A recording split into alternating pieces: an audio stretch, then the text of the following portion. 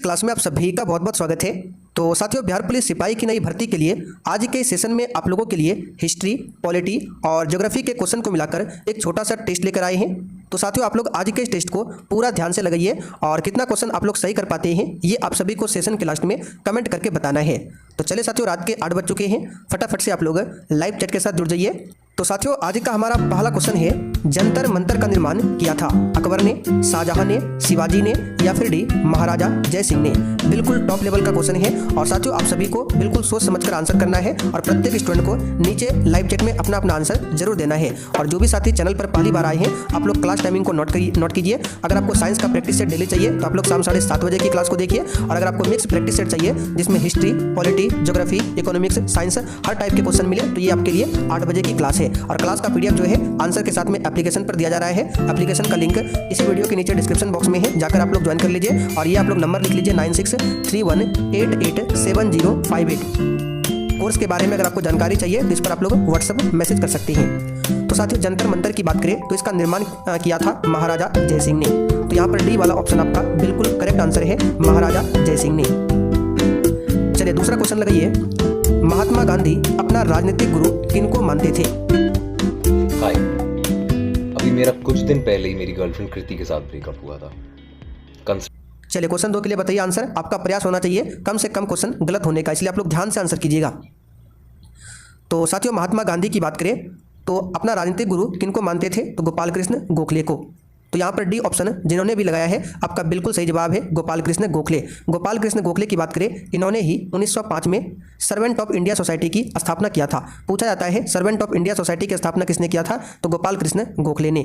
दादा भाई नौरोजी की बात करें, इन्हें भारत का वृद्ध पुरुष कहा जाता है। ये क्वेश्चन पूछा हुआ है, आप लोग चाहे तो लिख सकते हैं, भारत का वृद्ध पुरुष किसे कहा जाता है? तो दादा भाई नौरोजी को। ठीक है, ध्यान रखिएगा। तो आंसर यहाँ पे हो जाएगा गोपाल कृष्ण गोखले। क्वेश्चन नंबर देखिए तीसरा, साइमन कमीशन पहली बार भारत कब आया था?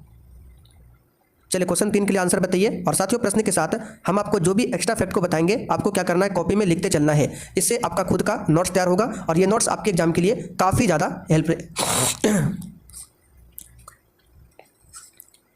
अगला क्वेश्चन देखिए, साइमन कमीशन पहली बार भारत कब आया था? चलिए क्वेश्चन 3 के लिए आप लोग आंसर कीजिए। और साथियों, प्रश्न के साथ हम आपको जो भी एक्स्ट्रा फैक्ट को बताएंगे आपको कॉपी में लिखते चलना है। इससे आपका खुद का नोट्स तैयार होगा और ये नोट्स आपको एग्जाम में काफ़ी हद तक मदद करेगा। ठीक है, इसलिए आप लोग नोट्स जरूर तैयार कीजिए। तो देखिए, साइमन कमीशन की बात करें तो साइमन कमीशन जो है ये बंबई आया था 3 फरवरी 1928 को। 3 फरवरी 1928 को। तो भारत में कब आया था? तो 1928 आंसर हो जाएगा बी ऑप्शन। लेकिन इस साइमन कमीशन का भारत में विरोध हुआ था। क्यों? क्योंकि इस कमीशन में एक भी भारतीय सदस्य नहीं था, इसलिए इसका भारी विरोध हुआ था साइमन कमीशन का। तो याद रखिएगा पूरा डेट 3 फरवरी 1928 को। एक डेट है 1942। इसमें कौन सा आंदोलन हुआ था? तो हमने कल भी आपको बताया था, भारत छोड़ो आंदोलन।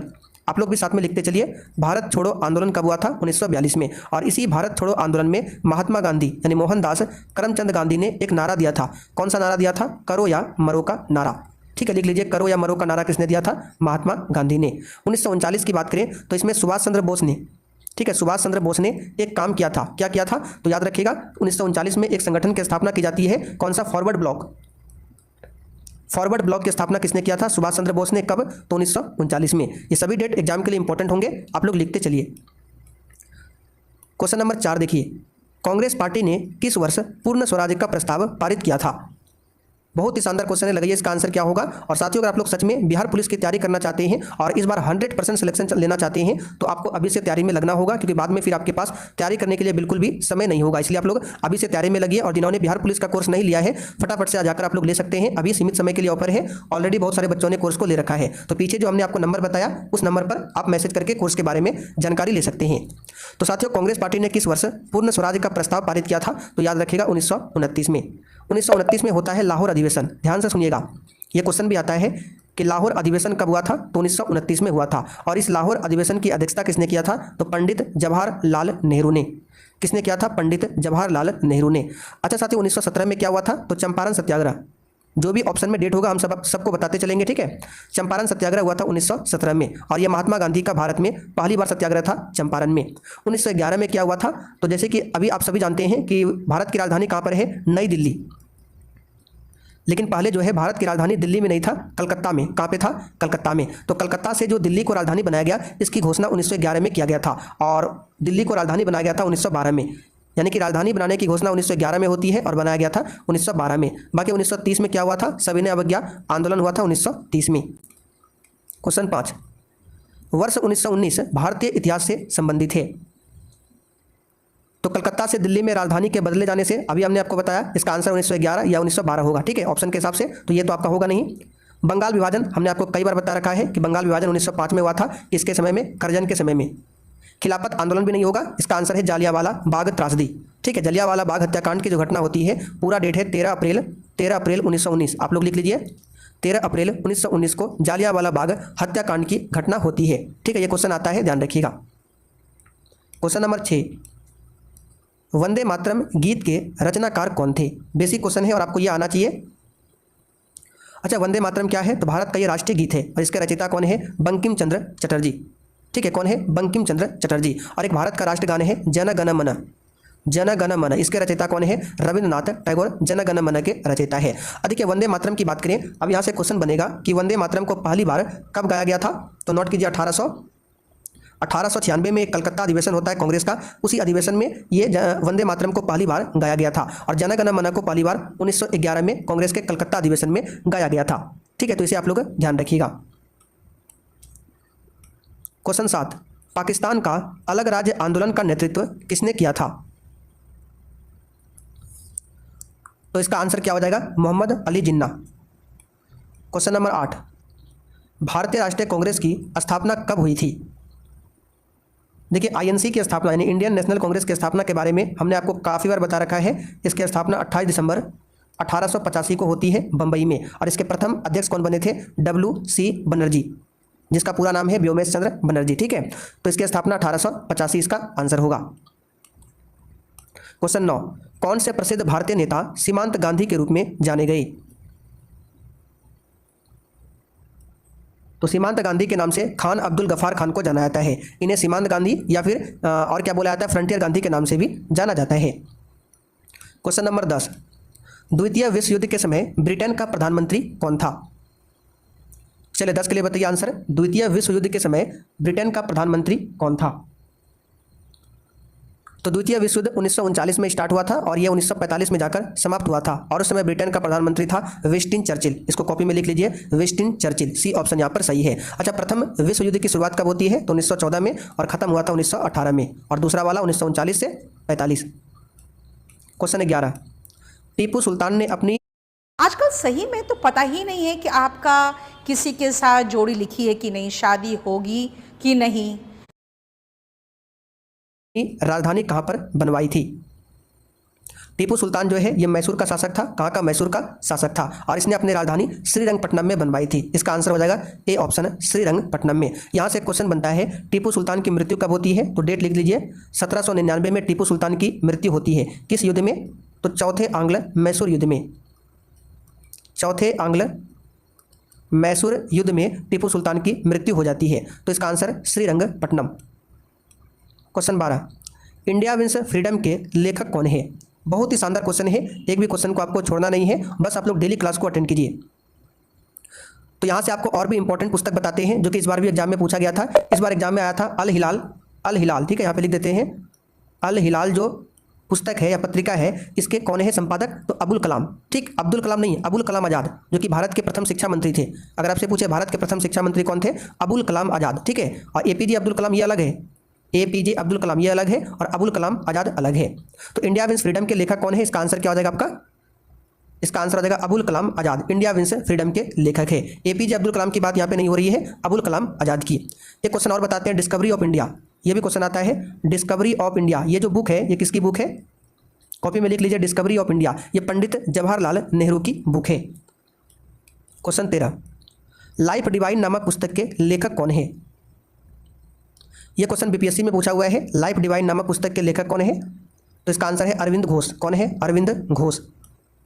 14, महारानी विक्टोरिया को भारत की सम्राज्ञी कब नियुक्त किया गया था? चलिए बताइए 14 के लिए आंसर। और देखिए, हम आपको ये भी बोलते हैं कि साथ में लूसेंट बुक को रखिए, जो थ्योरी वाली नीली वाली लूसेंट। बहुत प्यार करते हैं ना आए फिर भी आपको पढ़ना है, उससे होगा क्या, कहानी समझ में आएगा और यहाँ जब क्वेश्चन कराएंगे तो और भी आपको अच्छा से समझ में आएगा। ठीक है, इसलिए एक चैप्टर नहीं, कम से कम आधा चैप्टर भी अभी से पढ़ना स्टार्ट कर दीजिए। तो महारानी विक्टोरिया को भारत की सम्राज्ञी नियुक्त किया गया था कब, तो 1857 की जो क्रांति होती है इसी के बाद, यानी कि 1858 में। क्वेश्चन नंबर 15, कला की गंधार शैली निम्न समय में फली फूली, यानी कि जो गंधार कला शैली है ये किसके समय में इसका उद्भव अधिक हुआ था, यानी विस्तार हुआ था। इसका आंसर है कुषाणों के समय में। किसके समय में, कुषाणों के समय में। क्वेश्चन 17, भारत के उपराष्ट्रपति के संबंध में कौन सा कथन असत्य है। चलिए बताइए 17 के लिए आंसर क्या होगा फटाफट से। तो आइए सभी कथन को ध्यान से पढ़ते हैं। तो यहाँ पर देखिए पहला कथन क्या है, इसकी योग्यता प्राप्त करने के लिए प्रत्याशी की आयु कम से कम 35 वर्ष होनी चाहिए, बिल्कुल सही है, यहाँ पे असत्य पूछा गया है। उपराष्ट्रपति राज्यसभा का सभापति होता है, यह भी सही है। उपराष्ट्रपति का चुनाव भारत का राष्ट्रपति करता है, यह बिल्कुल गलत है। ठीक है, उपराष्ट्रपति का चुनाव भारत का राष्ट्रपति नहीं करता है। क्यों, क्योंकि उपराष्ट्रपति का चुनाव जो है ये एक विधि द्वारा होता है और उस विधि का नाम है अनुपातिक मत प्रणाली। ठीक है, अनुपातिक मत प्रणाली के एकल संक्रमणीय मत पद्धति द्वारा उपराष्ट्रपति का चुनाव होता है और उपराष्ट्रपति के चुनाव में संसद के दोनों सदनों के निर्वाचित और मनोनीत हर प्रकार के सदस्य इसमें मतदान में भाग लेते हैं, यानी राज्यसभा और लोकसभा दोनों सदनों के सदस्य, निर्वाचित और मनोनीत दोनों सदनों के सदस्य इसमें भाग लेते हैं। अब यहाँ से क्वेश्चन और बनेगा कि बताइए उपराष्ट्रपति का जो निर्वाचन संबंधी व्यवस्था है किस आर्टिकल में इसके बारे में बताया गया है। तो अभी नोट कीजिए आप लोग, अनुच्छेद 66 है जिसमें उपराष्ट्रपति के निर्वाचन संबंधी व्यवस्था की गई है, अनुच्छेद 66 में। क्वेश्चन 18, अगर कोई वित्त विधेयक लोकसभा द्वारा स्वीकृत हो जाए तो राज्यसभा इसे अधिक से अधिक रोक सकती है कितने दिनों तक या फिर महीनों तक। देखिए हम आपको पूरा डिटेल में बता रहे हैं, इसलिए ध्यान से सुनिए और बार बार बोलते हैं आप लोग खुद का नोट्स तैयार कीजिए। तो इस क्वेश्चन का आंसर हो जाएगा 14 दिन तक। मान लीजिए अगर कोई बिल है, लोकसभा में वो बिल पास हो जाता है तो राज्यसभा जो है इसे कितने दिन तक रोक सकता है, 14 दिन तक।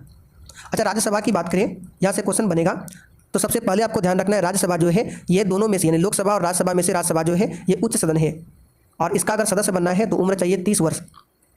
ठीक है, और अगर आपको लोकसभा का सदस्य बनना है, इसको निम्न सदन कहा जाता है, इसके लिए अगर आपको लोकसभा का सदस्य बनना है तो उम्र चाहिए 25 वर्ष, ये आपको ध्यान रखना है। क्वेश्चन 19, भारतीय संविधान में संशोधन के लिए विधेयक लाया जा सकता है किसमें, बताइए। तो सबसे पहले तो आपको ध्यान रखना है कि भारतीय संविधान में जो संशोधन होता है तो संशोधन की जो प्रक्रिया है इसके बारे में भाग 20 में बताया गया है। जो संविधान का भाग 20 है इसमें बताया गया है संशोधन के बारे में। और अनुच्छेद पूछे तो आर्टिकल 368 यानी आर्टिकल 368 और भाग 20 में संविधान संशोधन की प्रक्रिया में बताया गया है और यह विधेयक लोकसभा या राज्यसभा किसी में भी। आरव सुनो, लड़के वाले आ रहे हैं अभी, उनके सामने नौकर बन के ही रहना। उन्हें पता नहीं चलना चाहिए कि तुम इस घर के दामाद हो, समझे। आरव एक गरीब घर जमाई था जिसकी शादी एक अमीर परिवार में हो गई थी, मगर ससुराल में हर कोई उसे जलील करता था और उससे नौकरों जैसा सलूक किया जाता था। एक दिन जब आरव की साली शनाया को देखने लड़के वाले आए तो आरव की सास बीना जी ने आरव को सख्त हिदायत दी कि वो अपनी असली पहचान सबके सामने जाहिर न करे। कुछ ही देर में लड़के वाले आ गए और बीना जी और शनाया उनकी आवाभगत में जुट गई। भी ला सकता है। निम्नलिखित उच्च न्यायालयों में से कौन एक से अधिक राज्य या फिर केंद्र शासित प्रदेश के लिए है। देखिए वर्तमान में भारत में टोटल 25 हाईकोर्ट है, तो 25 हाईकोर्ट में से इन चारों ऑप्शन में से जो दिया है इलाहाबाद, दिल्ली, गुवाहाटी और महाराष्ट्र, इसमें से कौन सा एक हाईकोर्ट है जो कि एक से अधिक राज्य या फिर केंद्र शासित प्रदेश के लिए काम करता है। तो ऑप्शन के हिसाब से चले तो आपका ये गुवाहाटी हाईकोर्ट हो जाएगा। ठीक है, इसके अंतर्गत में अभी असम, अरुणाचल प्रदेश, नागालैंड और मिजोरम का क्षेत्र आता है गुवाहाटी हाईकोर्ट के अंतर्गत में। क्वेश्चन 21, अगर भारत के राष्ट्रपति के चुनाव में कोई विवाद हो तो उस विवाद को सौंपा जा सकता है।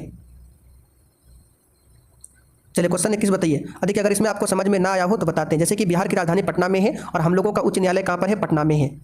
ठीक है, जिसकी स्थापना 3 फरवरी 1916 को हुआ था। तो ये जो बिहार का जो हाईकोर्ट है ये खुद का अपना हाईकोर्ट है। उसी प्रकार यहाँ पे देखिए अगर असम की बात करें, असम हो गया, अरुणाचल प्रदेश हो गया, नागालैंड, मिजोरम, इसके पास खुद का हाईकोर्ट नहीं है। ये किस पर निर्भर है, तो गुवाहाटी में एक हाईकोर्ट है। ठीक है, गुवाहाटी में हाईकोर्ट है, इसी के अंतर्गत असम भी आता है। गुवाहाटी आपका असम के अंदर में आएगा। तो असम के अंतर्गत असम, अरुणाचल प्रदेश, नागालैंड, मिजोरम, ये गुवाहाटी